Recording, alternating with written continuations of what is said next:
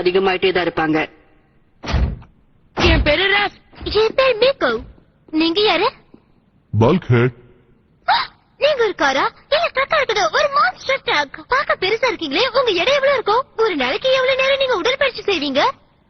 ஆமா, நீங்கெல்லாம் ரோபோட்ஸ்னா உங்களை யாரு உருவாக்குனாங்க? ரொம்ப கேள்வி கேட்கிறானே.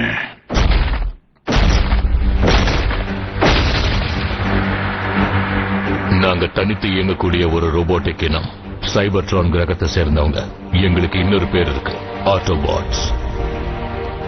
நீங்க இங்க எதுக்கு வந்திருக்கீங்க? டிசெப்டிகான்ஸ் கிட்ட இருந்து உங்க கிரகத்தை காப்பாத்துறதுக்காக. நேத்து ராத்திரி நம்மள அழிக்க பார்த்தாங்களே, அவங்கதான். ஓகே, ஆனா அவங்க இங்க வந்திருக்காங்க. ரொம்ப நல்ல கேள்வி ஜாக். உண்மை என்னன்னா, எங்களுடைய கிரகம் இப்ப வாழறதுக்கு தகுதி இல்லாத கிரகம். பல நூற்றாண்டுகள் நடந்த போரால அது அழிஞ்சிடுச்சு. ஆனா நீங்க எதுக்காக சண்டை போட்டீங்க? ஒரே காரணம்தான், எங்க கிரகத்துல நிறைஞ்சிருந்த எனர்ஜானை கட்டுப்படுத்துறதுக்காக.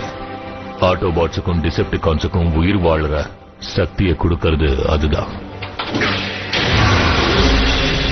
அந்த போர் ரொம்ப பயங்கரமா நடந்தது. பல நூற்றாண்டுகள் அது தொடர்ந்தது.